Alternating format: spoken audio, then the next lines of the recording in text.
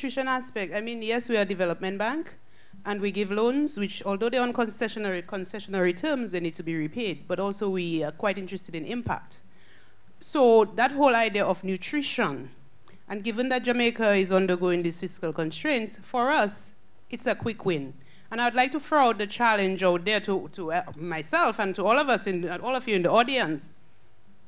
As a first step, let's try to eliminate the sugary drinks, the salty foods, because down the line we see what the implications are for our healthcare system.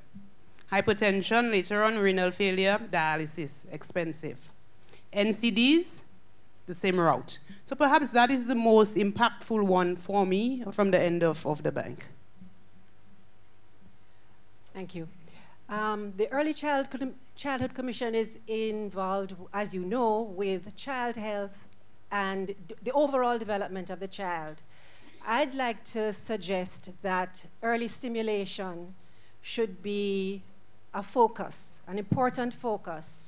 I think it should be encouraged, I don't want to use the word mandated, that the under threes are exposed to early stimulation programs, not necessarily institutionalized, but maybe from a multi-pronged approach, home visits, early stimulation, which is in the well child clinics, and in the daycares and the preschool.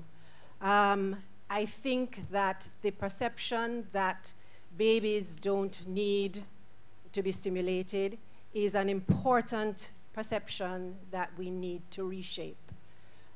I'll just use that as the main thing that I'd like to highlight. I think the government, the important thing is that is going to require reshaping behaviors, attitudes, and culture. But it's worth trying. It's important enough. Concurring with everything that's been said so far, sorry for those at the end. I think one of the huge things coming from an educational standpoint is policies related to staffing of institutions, particularly early childhood institutions. I think what really stood out for me today, and it's an interest of mine, is how children from harsh ecological environments are supported in the early childhood classroom. And what has happened is, because many of our children are not in schools where they have access to guidance counselors and school psychologists, many of our children are very stressed and have limited support. So it does speak to the need for how we staff early childhood institutions. That's coming from the difficult child bit of the... Certainly, and I think Charlene's presentation this morning really zeroed on it. Yeah. Okay, for me, a few things stand out in addition to what my colleagues have already said. One is that I think that we should really look more closely, as has been said over the past few days, at ways that we can maximize the fact that many of our adults, many of our young people are accessing technology on their phones. And that may not be creating apps, because apps cause you to have to download data and you have to pay for the data. So maybe there are other ways to use things like Loop Jamaica, for example, which we get on our phones if we're Digicel users, and sending messages that you have to maybe answer a question, and then you get incentives, you get credit on your something, because people need incentives. So some way to look at, with our private sector partners, better ways to use our phones for key points of messaging. And I think fathers would respond, men would respond possibly to that. This is a hypothesis because they also use their phones. Everybody uses their phones. And on the same idea of parenting, I think a review, I know that the HFLE curriculum is currently being reviewed, but to look at what is in that curriculum specifically dealing with the nutrition of our, for adolescent nutrition, and then also leading maybe in the older grades of HFLE, looking at the role of breastfeeding, why is it so important, not advocating having a child at that age, that's not what I'm saying, but beginning because the children are there, they're captive audience. So, and most of them are, a good percentage of them are in school. So reviewing that curriculum, as well as looking at ways to probably embed it in science in the lower high school, because HFLE is not a tested subject. So how it's taught is, it varies. But if you have tested subjects, then more attention is paid, tends to be. And lastly, I would like to mention the PATH program. I think that it's time to review how that works as well, because, and maybe it is being reviewed. I don't know if anybody's here from the Ministry of Labour and Social Security, but as it stands right now, I understand that teenage mothers, having that baby might push them into poverty or push their family, but the only person that can access, you can only access PATH benefits if you're 18 and over.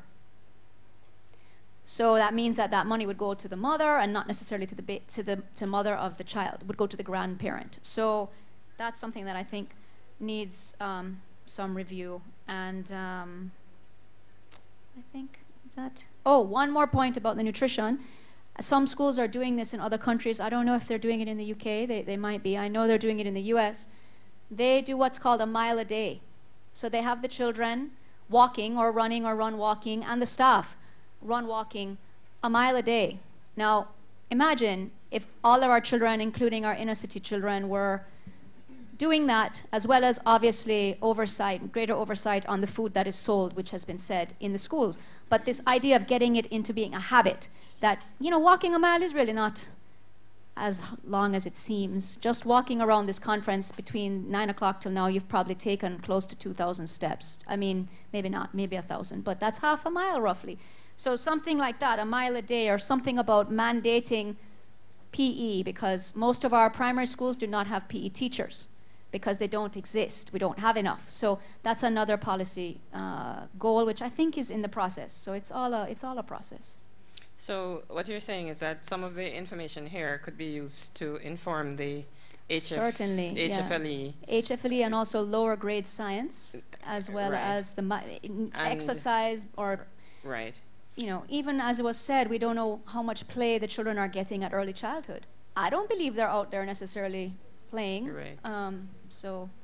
And then this, the other aspect you mentioned was about the PATH. And remember, we had very clear findings about the PATH program, about the proportion that were on the PATH program and were already having another child in poverty. Right. So that is important in terms of the informing the PATH program and how the PATH program is administered. All right, let's hear from the PIOJ. Yes, good afternoon, everyone. Thank you, Dr. Samms-Vaughan. The PIOJ really wants to congratulate you and your team on this piece of work. We recognize the importance of maternal and child health, and that is reflected in our Vision 2030 National Development Plan. On our dashboard, just in the last round of the medium-term socioeconomic framework, we thought that indicators for maternal and child health needed to be on those high-impact outcome indicators. And so reduction of maternal mortality and child mortality is reflected in those national development outcome indicators. And so we believe that this report could be fed into our current medium-term framework rounds of discussion and consultations. I really want to focus on the findings of the, well, we could say non-reduction of those neonatal maternal deaths from the 1986 study compared to this current cohort. It really is a concern that I think needs to be addressed. We have nationally the PROMAC project, which covers a wide gamut of services. It covers, we're building high dependency units and neonatal high dependency units across the island. Their ambulances have been infused into the system, training of neonatologists, of critical care nurses, right down to the community health aides have been included. About a week or two ago, we distributed 150 midwife bags through that program with the Ministry of Health. Where I think this project, this study is important is to help to identify additional gaps specific to the numbers remaining the same, the rates remaining the same.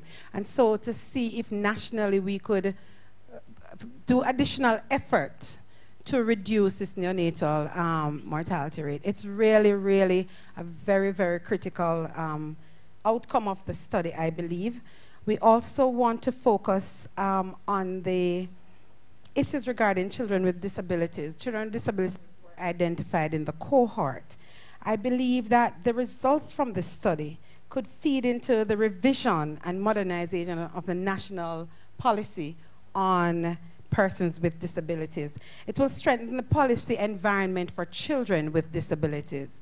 And so I believe, even though the main study may have just picked out the babies with disabilities, it could also be correlated with the parental section of the sub-study, I believe, and be able to give us now some additional information that could help guide this review. And the final thing we have was the interest in how we give support to fathers in the parental role. We know that the path really looks for the mothers who are pregnant, and I won't go into that issue that you identified, but there's a need for a more structured approach in supporting the families and fathers. That break was identified at age 4 years old. We believe that if a more holistic family approach is taken, whether it's a policy or otherwise, we don't currently have a policy on the family, you know, implications, recommendations could be made in that respect. But there are things that must be considered through a wider range of responses, not just from government, but from churches, non-governmental organizations, as to how we could really address that issue. Not divorced of all the major policy development that are currently in progress within the health sector.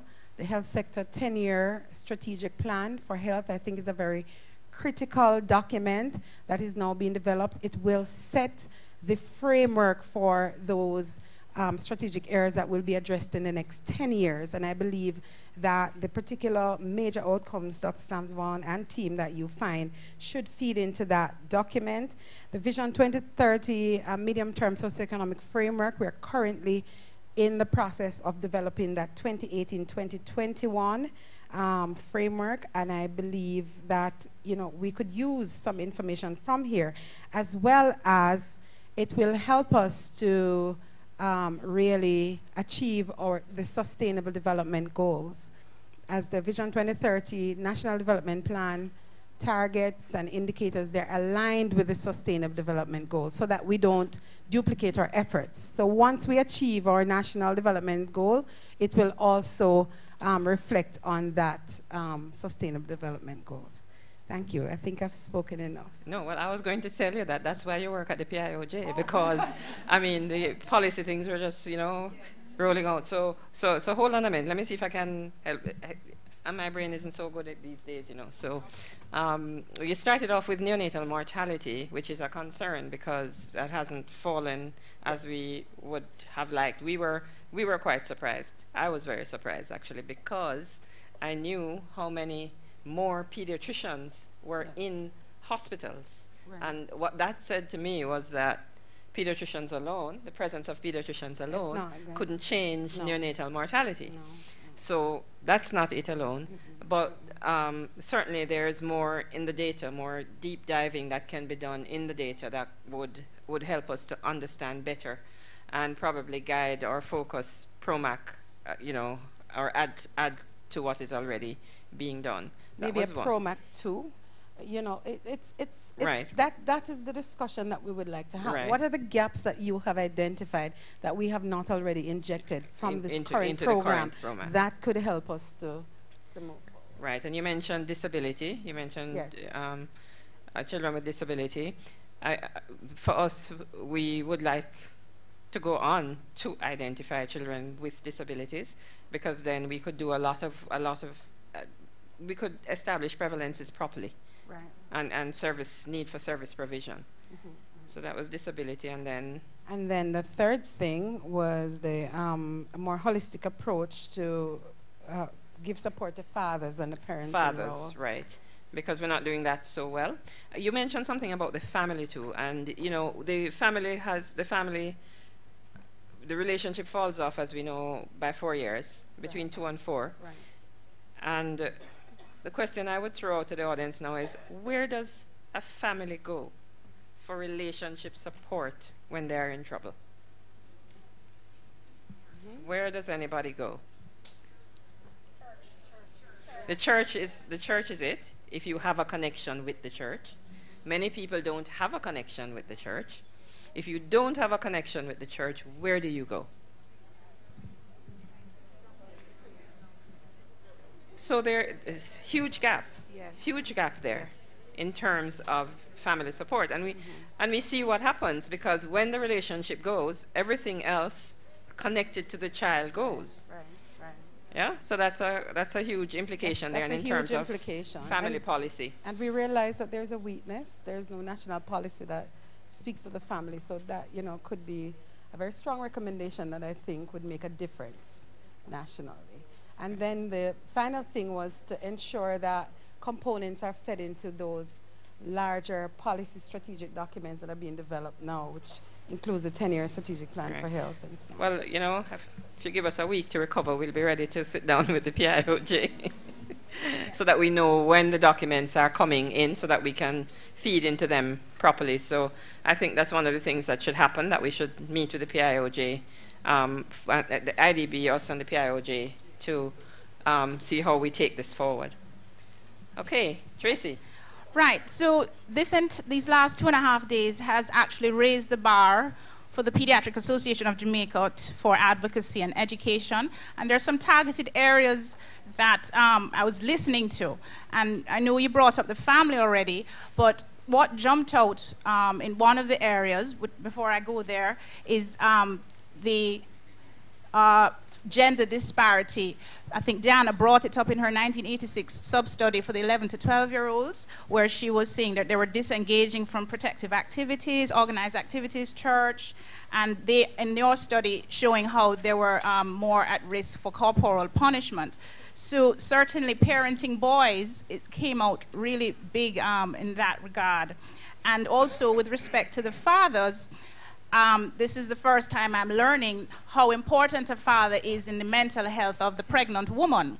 And so one of the things that I would like to recommend, and certainly from some things that came out from the study, was that the family tends to go to the healthcare workers or the health centers. Primarily, the health center is going to be the hub for a number of things. The first thing it's going to be a hub for is mental health.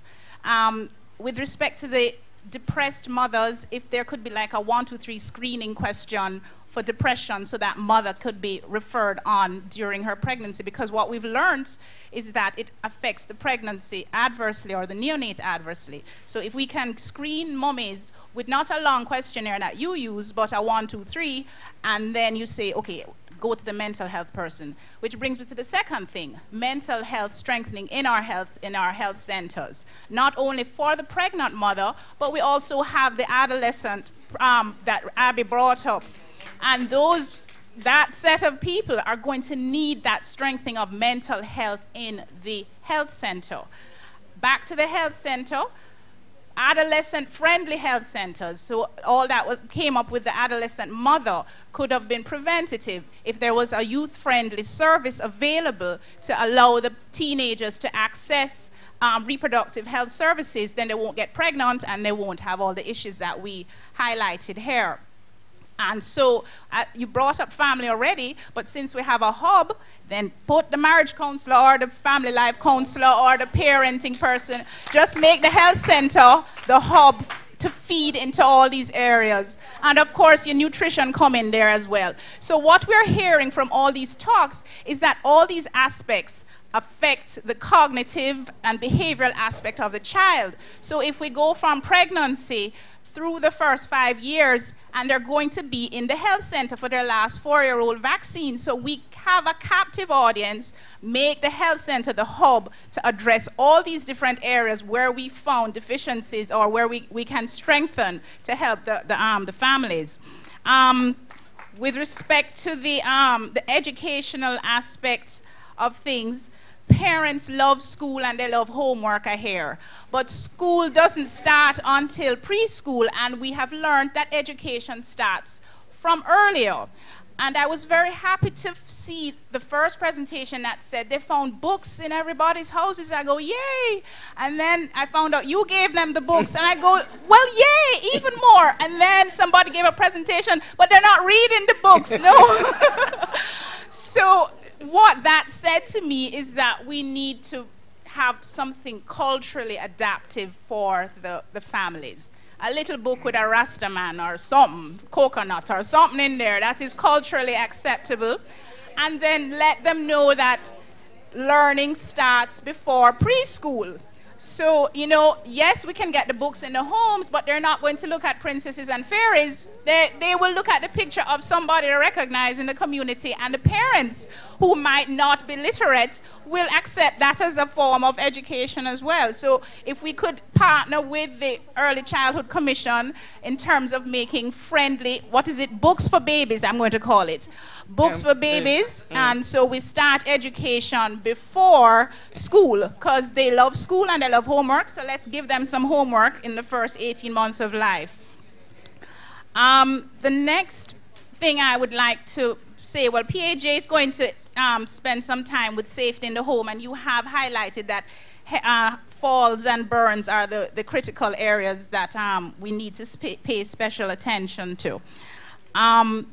Moving on just quickly, and of course in the nutritional aspect, we have focused messages now because we're learning that the babies are getting herbal things up in the first 18 months, 22% of them. So we know that we need to educate our families about giving those things to children. As it relates to nutrition and obesity, one of the presenters stated that the higher social class were doing the after-school activities. And so one of the policy recommendations would be that the schools must have supervised after-school activities, not just at the private schools, but the public schools. Two things that will do. One, it will help with your nutrition and obesity. And second, it will help in a violence prevention. When you have your children in supervised after-school activities, they're less likely to get themselves into trouble, and they're too tired to do so anyway. So it will serve a two-pronged approach, and I think it should be a part of the curriculum that the schools have that.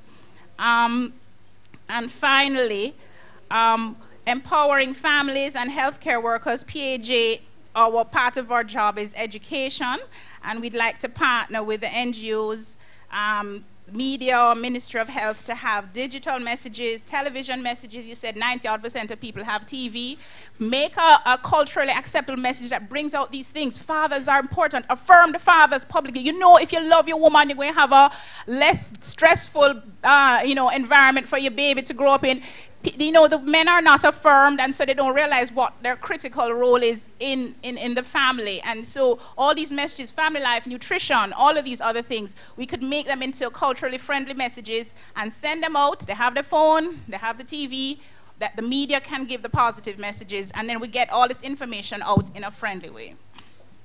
All right, you're going to have to remind me of all of those now. So let me take them. I think she'll work at the PIOJ too. All right. So well, we're very happy to have her in our position as the Paediatric Association of Jamaica. All right. So I'm going to just let Rebecca calm down a little bit, and I'm going to talk about the books. Just I saw Rebecca going into a tizzy, so let me just let Rebecca calm down a bit. The books that we gave were Jamaican designed books. Oh. It had one was called A Book for Baby. And one was called Trixie Triangle. And the triangles, the baby was to identify the triangles on each page. And the final triangles were was the Jamaican flag. At the end, the triangles were in the flag. So, and the other one, yes, they're in the exhibition. The books that we gave are in the exhibition. And the other one even has a lizard on the wall. One of them in there. So we gave culturally relevant books. You mentioned the health center. Yes. And yes, the health center could become a hub, but if we ask nurses to do any more, any nurses are in here? I know the response, right? So we would really need to consider other allied healthcare workers. We're not putting all the work on the healthcare nurse. We're saying put people in there with mental health training, put youth friendly. Oh, I agree 100%. What's going to happen, though, is that we need to find that funding that's going to put those persons in there, and that's where the buck stops. The child health passport actually has on each page at each contact, are you well? Is your partner well? Is anything in the home affecting the baby? And the reasons those were there is because they were to be connected to a screen for the parents and an identification of families at risk. It's there on at every contact. But the passport came out and the other aspects of development were to follow later. So we're at that other aspect of development now, right, ECC? We are right there. We're there at the family. We're finalizing the family risk screening tool. Yes, so and we're also re-evaluating the child health and development passport. The child health passport being re-evaluated. All right. So those are things that will work into what you were saying. All right. Remind me the rest now.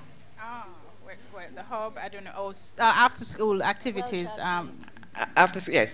Yes, the clinic and the after school activities. Yes, after school activities are primarily children of the upper social classes that are doing those after school activities. Right. So I'm going to open it. All right. So we've heard from the panels. Rebecca wanted to have another comment, and I wanted to hear from the audience. The ones of you who have stayed, and it's a lot of you have stayed. I'm really impressed. It's great. It's great to have you here on a late Friday afternoon. I want to hear from you all if there's anything else that was highlighted for you that you would like us to take forward in terms of policy development. Where would you like us to go? What would you like us to do? And don't tell us more research now, because we know how much research we have left to do. Believe me, we know. We have just barely scratched the surface today, but we thought that the information was so important that we had to get it out there first. And if you look on the page, on the front of your program, you see that it says Inaugural. That means we have enough more things to tell you, but not today, because we couldn't do more than 2 days. Can I do my two things first? Please, Rebecca, go ahead. Two quick things in relation to what you've just heard. There is an app, because we all want to talk about apps, that's called Book Fusion. If you go to the Book Fusion platform and download that app, in that app there's a library section. That library section has all of the Ministry of Education's locally developed content for grades 1, 2, and 3, plus posters and other charts of lit numbers and letters. So you can download that app and you can go to the library and you can download all of those books which are aligned to the grade 1 and 2 and 3 curriculum as well, but obviously you can read those stories to younger children. But the important thing about that app is that those stories are all audio. So you can press play and the stories will be heard. So if we could get the Ministry of Health to include in the revised passports, Jody, the barcode for the Book Fusion app, and have the nurses who are handing out those passports talk about downloading this app and just bearing the fact that it's going to take up data space on your phone, but you're getting a free library of, I don't know how many books are on there, but a lot. And play those books for the children, then no parent should say there's no books in the home, because they can at least play the story, not put the phone in front of the baby. So there's a little bit of education to go there, but there is content and it's available on the phone already for free. The second point I wanted to make was that I think we also, I forgot to say before, could review the Maternity and Paternity Leave Act. And I think the acts or laws that relate to corporal punishment above the age of 6, as well as looking at finding ways within the education system through the ECC and the MOE to link high schools and high school students who are or should be forced or required, forced is not the right word, required to get community service points to link with the early childhood institutions and perhaps offer that after-school care for an hour before they do their after-school activities, or during the school day in their break to do literacy and numeracy support. And they could be trained to do that. So there are some high schools that are very close to basic schools. There would be no transportation cost. You wouldn't have to pay them because they're getting credit for their volunteer hours. Thank you, Rebecca. And some of the high school students actually need credit hours for community service. So that's. Oh yes, we didn't mention some of those high school students did their community hours at JA Kids. We had lots of high school students who passed through our hands. Yeah, I just forgot to mention one thing with child labor laws. The first presenter had spoken from her perspective about high school dropout from school because kids are working, and we see them on the streets, and I don't know how much in Jamaica we're enforcing our child labor, or if we have child labor law policies to get those kids off the streets and back into school. Okay, members of the audience, it's your turn. Now that we have given our panelists some time, it's your turn. Okay, Dr. Rose. Yeah. Okay, I would like to go back to the point that Dr. Zoya made about the preparation of the staffing. It's really a very critical area, and I believe that I have had a concern about training staff appropriately so that they can deliver the service that is expected. And very often this kind of research isn't disseminated to the training institutions enough. I mean, maybe people should be more proactive and do it, but it isn't done. And so you don't find this new or additional information informing the whole training so that the teachers or teacher assistants or whoever they are can really understand Jamaican children's needs more and be able to respond to it in that way. So I would really like an emphasis to be placed. I don't think kids are the people to do it, but maybe just make a connection with the training institutions to make use of this information so that it is relevant and it's appropriate and can really achieve what it is we want to achieve for our children. We didn't invite all the training institutions, though. I know. Yeah, we invited them all. I know, I did too. Just a quick point, though. I think one of the criticisms of teacher education, and certainly the case here, is that it is very generic. And so we just adopt wide-scale things, whatever is done in Europe or North America or Australia, we just adopt it, and then without thinking about the children who we have sitting in front of us. And you know, the presentation today really emphasizes and really brings to light just how the different factors that affect how our children in Jamaica develop, thereby should affect how we treat and educate and meet the educational needs of these children. And so you are very right, but it is a huge criticism, and so really and truly that is one of the reasons maybe we are not seeing the results that we really would like to see. Thank you, Zoya. We hope that this information will just be spread widely. I mean, we'd like all of you to share the link so that we can spread it even more widely. All right, anybody in the audience? Microphone now. Oh, sorry, Cynthia. Cynthia from the IDV. So just to share the idea that Rebecca keeps forgetting to share, that we all saw on a visit to Mexico, very interesting way of sharing parenting information through theater in community spaces. So this was in the plaza in the center of town, where they just did, and this is to reach parents who might not go to other services, but would always come to the town center to see a play, and they shared they did something, I think, on the importance of going to the dentist and brushing your teeth, but it's a way to share all kinds of different messages on parenting and other aspects. Thank you, Rebecca. We also saw that in Cynthia. Cynthia. We also saw that. Cynthia, sorry. Yes. We also saw that in Cuba. Yes, I was going to say that. Yeah. So we saw both of those models, and the ECC has started a program called Reading on the Corner, which is a community-based program. But there are theater groups. Sorry, there are theater groups who are going into educational institutions and doing that sort of presentation. Tribe Sankofa, Ashe, they are doing educational programs. But I think what she's talking about is a little more structured, where we're getting it nationally. Yes. Okay. So we could be building on some of that work. Yeah, what she's talking about, what we saw, was not theater institutions, but actually the schools themselves. No, the teachers from the schools were going out into the communities and doing that as an additional activity, or young people from the high school for credit or so on were supporting that. So not having to go outside to bring in training, people who are trained as actors necessarily.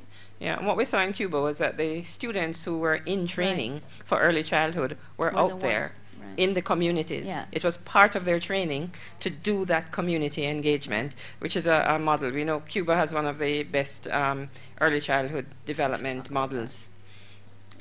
All right, anybody else? I saw Colleen, yes. One of the things that I heard repeatedly in, I think, pretty much everybody's presentations yesterday and today was the importance of the mother's educational level. And again, maybe going back to teachers' colleges, maybe going back to curriculum in schools and how boys and girls learn differently and so on. I'm just wondering, and you know, maybe one of you can speak to it or somebody here else can speak to it, but again, that is something that it was repeated and repeated and repeated.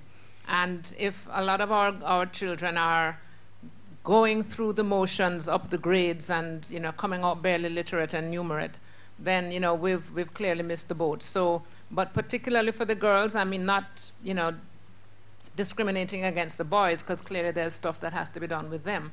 But if there's so much that happens between the mother and the child, from when she's pregnant and in the first couple of months, then, you know, clearly something has to be done in terms of their educational level coming up through school. So I'm just throwing it out as something that I saw as a common thread. And, you know, I don't know how exactly we deal with it, but I'm just throwing it out there and putting it on the table. Thanks, Colleen. Marta. Thinking about the budget implication of all of this. So let me give you two examples of two different interventions. One is very expensive and the other one is very cheap. So the expensive one, extended school hour program. So which talk a bit of what you were saying about activity, extra activity. That's the expensive one. And this is an experiment that has been starting different Latin American countries, including Chile, including Colombia, and lately including Peru. And the implication of this type of program that has been tested is on cognitive skills, learning outcome, educational attainment, but also on reducing risky behavior, engaging in risky activity, because simply they are at school, assuming that the quality of the school is good enough to actually provide them with a protected environment, because otherwise it could have exactly the opposite effect of increasing engagement in risky behavior. So that is an expensive one, but it is also thinking about in the spirit of the second chance opportunity. So we have been talking quite a lot about the first year of life and nutrition and education and brain development and stimulation, but still, I mean, we have to think about the generation of older kids and adolescents that are living in Jamaica in this moment. The cheapest one. So I heard quite a lot. I have been learning a lot in this couple of days, and I heard quite a lot about problems related with social norms, culture, stereotypes. So one cheap one, which is very much related to what Rebecca was saying on using the new technologies or not so new technology like the TV.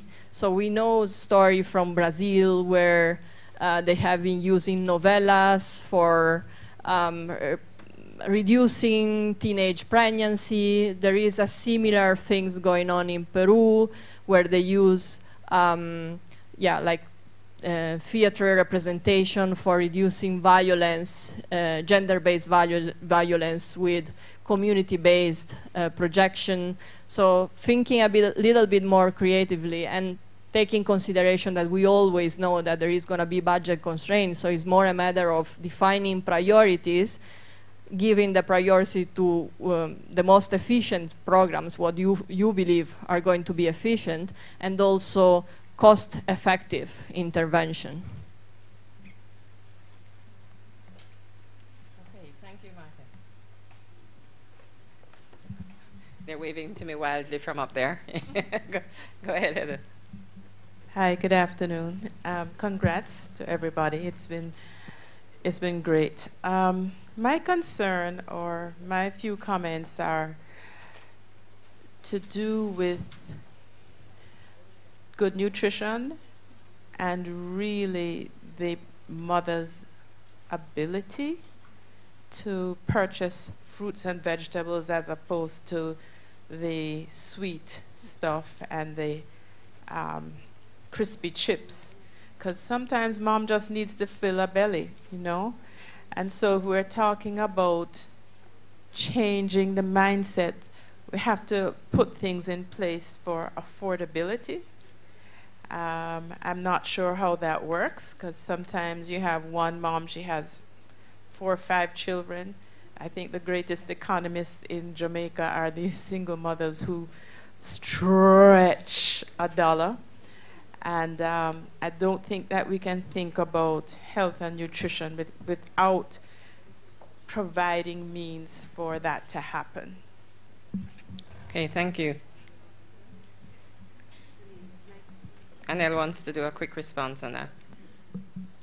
Given that the children are captive at school, I mean the older ones, perhaps the policy decision should be that the government starts looking at a breakfast policy. I recall, for example, I'm not sure if it happens still in the US, where they have the WIC program, Women, Infant and Children. And I recall quite recently also it was in the news that instead of giving individuals on welfare a welfare check, perhaps they should give them a box of the right foods that they should eat. And it's not only in Jamaica that people from your lower SES, because they have to stretch that dollar, they stretch the dollar to eat things that are not healthy for them. And possibly the other thing that we should do is eat what we grow. Mm-hmm. Okay. All right, Paula, you have a comment? Or it's Denese? No.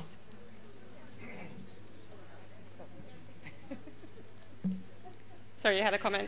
Yes, sorry. She mentioned school gardens. I'm saying that's a whole other discussion. But I wanted to address your colleagues' comments on the education of the mothers, just so that we don't forget the social determinants of health. I think as we approach the interventions or recommendations from the study, we have to remember that health is not in isolation. And we must make the connection with the other ministries, department, agencies, stakeholders, because I was in a discussion recently on the community renewal program. They were trying to look at one social indicator that could be connected with teenage pregnancy reduction or teenage pregnancy overall, and the only one we could use was education.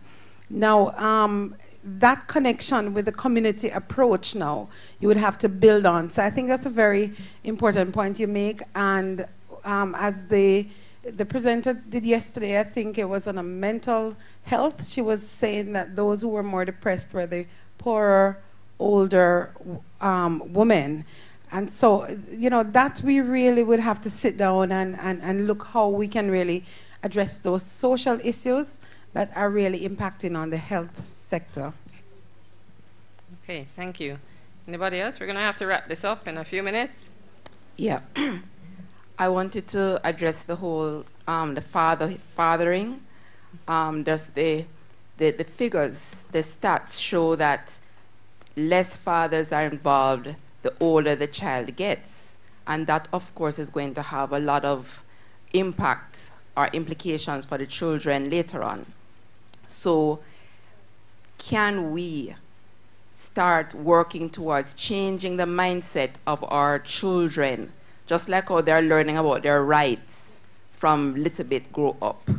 They start to learn about the importance of a stable family, of fathers being with their spouse for life, that kind of a thing, instead of this multiplicity scattering seeds all over, which is detrimental in the long run.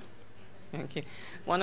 Thank you for that. One of the bits of information that those who weren't here on Wednesday evening didn't get at the launch was that men who were in more stable relationships had greater sexual satisfaction, had increased sexual activity, and fewer partners.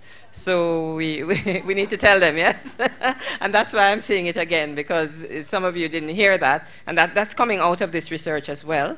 And that's a published paper on the sexuality of Jamaican fathers. It's open access, so you can go and read it, but that's what the research says. Okay.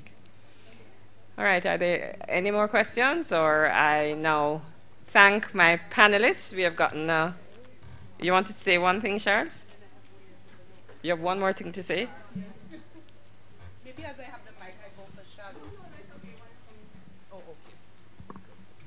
Sorry, this is not necessarily for now, but we would love to have conversations with all the panelists. One of the things that is a big concern for me is that as a researcher, I don't know how to translate what we're doing. I want ideas and I want feedback on how we can actually move some of these findings into the policy arena. And this is a great start, and I know we've tried with our steering committee and so forth, but this is not what we do, but it's what we want to do, and I think we need help, and we're asking for help, and any creative ideas on how we can actually translate the research into policy and practice, we would appreciate the help. Okay, I'm going to be quick. Okay, Annette. As IDB, we're always a champion for this study, and for us, it's really groundbreaking. So to see it get an additional life, we want to just implore the audience to look for the quick wins from what you have learned here today. We also want to implore that this study should continue because it has so many useful implications for national development in Jamaica. This study is meant to end in August, sort of, partially. But if there are any donors out there, please, please recognize the implications. They should go back in, have other rounds of this study because it's really, really, really important for long-term development. Okay, well, panelists, thank you all very, very, very much. You've given us some ideas to move forward. And as I said, we're going to have the meetings after so that we can really move this into the policy arena. All right, it's my job to tell you about the future, and I'm going to tell you about the future in a very, very quickly, because what's left for us to do, many of you in the presentations identified additional areas that you had questions that you wanted answered. And so the next few months will see us doing a whole lot more research. And next year, I mentioned this earlier, we will have a publication of a journal which will be open access, so you will all be able to read the papers. We'll have a publication, we'll have about 10 papers in that journal of different aspects of the study will be published. We also expect to produce policy briefs and have them on our website and also send them to the appropriate government agencies. We, of course, want to see the study continue, so we're actively seeking funding to continue the study because we really think that this is an important group of children and families that need to be followed. Already there are some things that didn't change, but there were some things that changed. For example, we saw more women as a major wage earner moving from one to the other. We saw differences in the goods and services that people have in their homes. But I knew that that TV was changing. Any of you ever take a flight and come in? How many television sets you see come in on every flight? Like 5, 6. There are always television sets going around the carousel. So that one wasn't so surprising. But there are lots of things that change over time, and it's important for us to be able to move with that. So continuing the study is our future, continuing the research and making sure that the research gets out into the public sphere. I also have to move the vote of thanks at this point. So first, I want to thank my overseas guests who participated and presented. Where did Alan go? Professor Alan Emond, Professor Abar, Marta, Cynthia, all our overseas guests, Twana. Twana knows I don't really consider her overseas, right? All our overseas guests who, some of them traveled very far, right, Marta?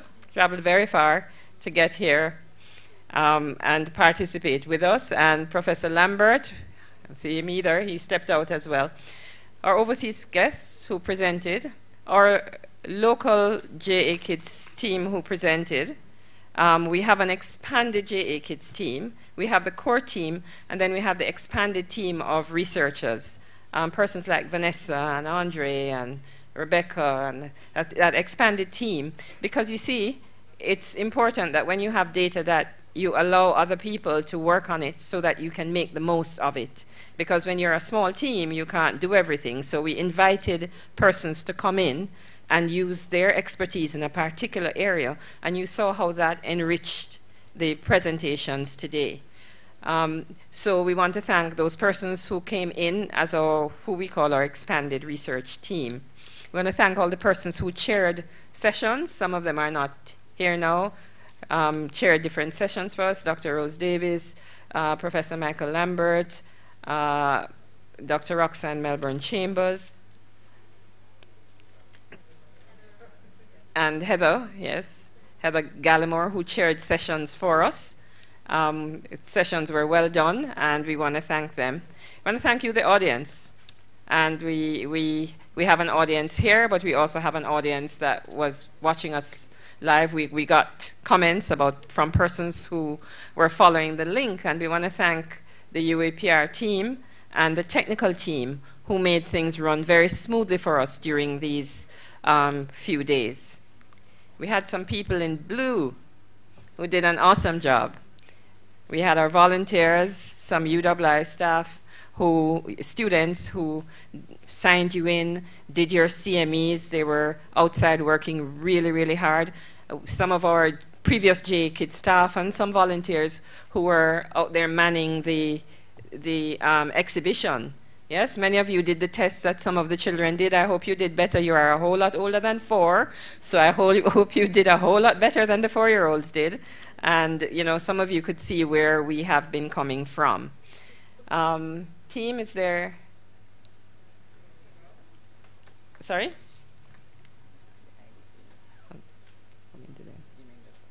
Anybody? And we want to thank very, very, very specially the IDB, our main funder, and we want to thank, you know, they have stuck with us through this time. A huge round of applause for the IDB, because this study would not have been possible without their concern about early childhood development and without their investment that flowed from their concern. We have all this information as a result of that investment. And we also had other partners. You know, you heard about them, UNICEF, the Chase Fund, the NHF. We had numerous other partners who provided funding, University of Texas, the Michigan State Consortium, numerous partners who did different bits of the study. And that's another thing. You have to be willing to stretch yourselves and go in different directions, although my team had to keep me grounded sometimes when I wanted to stretch further than they could stretch. And as I mentioned, my team. What could I tell you about them? You've seen them. You've seen them present. You've seen them organizing.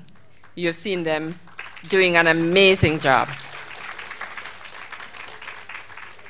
I provided information for that exhibition, but I saw it first when the first people saw it here. But I knew that I didn't need to see it, because I have worked with these ladies for many, many, many years, and I know their capability. And I know that I don't need to look over things because I know the quality of their work. And I want to thank them for all those years of work. And I also have to thank them all the time for putting up with me. It's not an easy task. My children ask me all the time. They say, how those people work with you? All the time my children ask me, and I smile. So I have some special little gifts for them today. So, where are they? You're going to get the gifts from? It's on this side, okay. So we're going to start with the study director, Dr. Charlene Cordesai.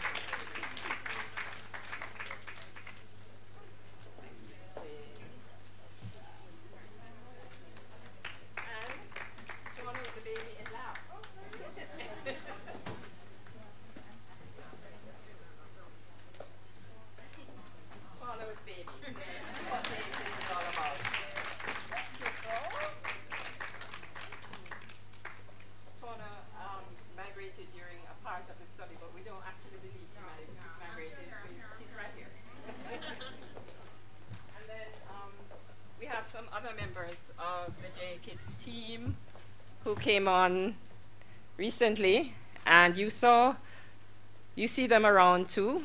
Are Margot and Maya in here? Working. Yeah.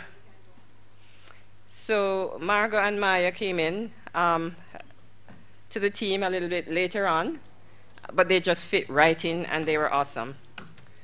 And then one day a young medical student walked into my office and I said, okay, we know just where to put you. We're having a conference in 2 months. Go work with them. And she did. And she fit right in. Misha, please go.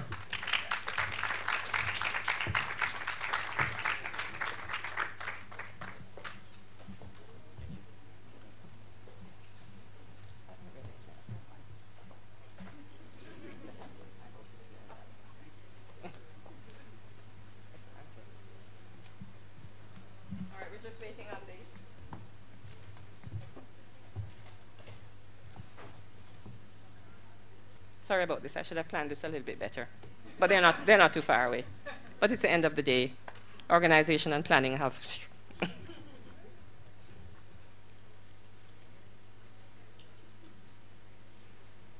Oh, here they come.